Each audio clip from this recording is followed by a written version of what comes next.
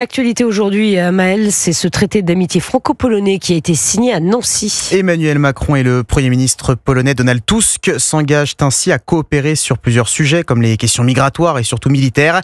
Le texte contient notamment une clause de défense mutuelle en cas d'agression de la part d'une puissance tierce. La Pologne en première ligne face à la menace russe. Et c'est aussi l'un des principaux alliés de l'Ukraine, des alliés qui vont d'ailleurs se retrouver demain à l'occasion d'un sommet européen à Kiev.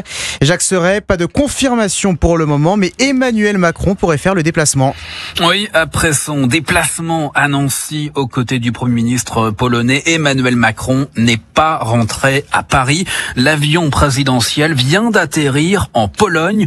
Tout laisse donc à penser que le chef de l'État s'apprête à se rendre en Ukraine, car dans le même temps, Volodymyr Zelensky annonce la tenue ce samedi d'un sommet de dirigeants européens soutenant Kiev.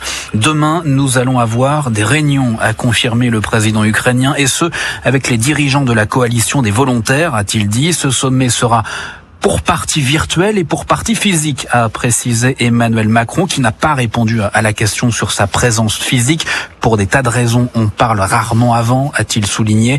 Pour rappel, la coalition des volontaires regroupe une trentaine de pays alliés de l'Ukraine sous la houlette de Paris et de Londres.